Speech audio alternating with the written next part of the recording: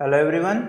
Last video में मैंने आपको एक टास्क दिया था, उसमें आपको सिंपल इंटरेस्ट कैलकुलेटर बनाना था। ठीक है, सिंपल इंटरेस्ट कैलकुलेटर में आपको सबसे पहले यूज़र से 3 वैल्यू एक्सेप्ट करनी थी। पहली थी प्रिंसिपल अमाउंट, दूसरा था रेट ऑफ इंटरेस्ट, तीसरा था नंबर ऑफ ईयर्स। ठीक है, अब सिंपल इंटरेस्ट कैलकुलेट करने के लिए आपके पास एक फॉर्मूला है, simple interest equal to P into r into n divide by 100। तो P यानी principal amount, rate of interest और नंबर ऑफ ईयर्स। ठीक है, आई होप आपने इसे ज़रूर ट्राई करके देखा होगा। अब हम इसे देखते हैं, ये प्रोग्राम जावा में हम इसे कैसे कर सकते हैं। ठीक है, तो अब हमें ये प्रोग्राम में यूज़र से इनपुट लेना है, तो हमने सबसे पहले स्कैनर के क्लास को इंपोर्ट कर लिया है, इंपोर्ट java.util.scanner। उसके बाद हमने एक क्लास क्रिएट किया सिंपल इंटरेस्ट नाम का, और उसी नाम से हमने इस प्रोग्राम को सेव किया है, सिंपल इंटरेस्ट.java। उसके बाद हमने मेन फंक्शन लिखा, और मेन फंक्शन के अंदर सबसे पहले हमने स्कैनर का ऑब्जेक्ट क्रिएट किया।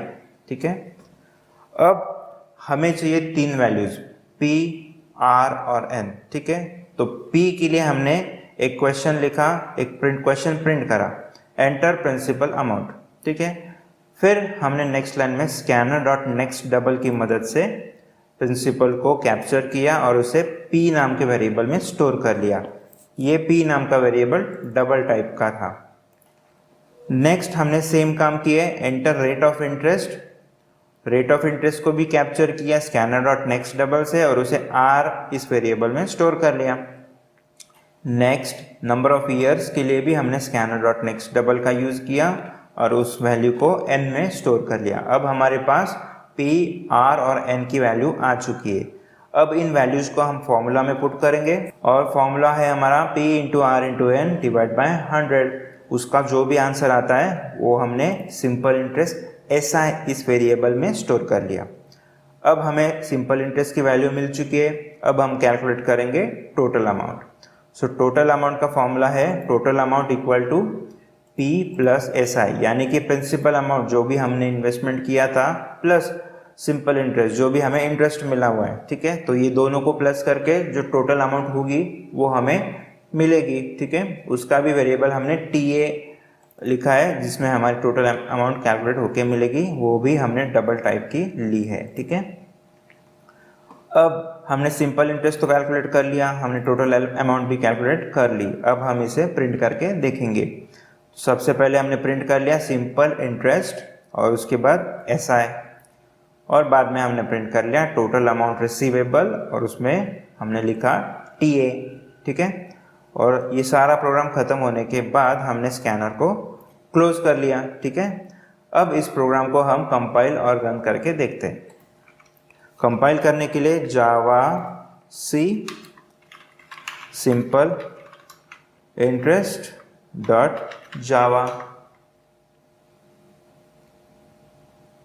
ये प्रोग्राम कंपाइल हो गया। अब रन करके देखते हैं, जावा स्पेस सिंपल इंटरेस्ट। तो ये प्रोग्राम रन हो गया है। इसमें अब हमें क्वेश्चन पूछा है एंटर प्रिंसिपल अमाउंट। अब इसमें मैं डालता हूँ सपोज फॉर एग्जांपल 10,000 रुपीज़। ठीक है, तो ये हुए 10,000। फिर रेट ऑफ इंटरेस्ट मान लेते हैं कि 10% है, तो 10% का रेट ऑफ इंटरेस्ट, और नंबर ऑफ ईयर 2। तो इसका क्या मतलब हुआ कि 10,000 रुपये हमने 10% ब्याज के हिसाब से 2 साल के लिए इन्वेस्ट करें। ठीक है, उसका आंसर हमें क्या मिला, simple interest equal to 2,000 rupees. तो 10% के हिसाब से 2 साल में 10,000 के ऊपर 2,000 रुपये का इंटरेस्ट मिलेगा।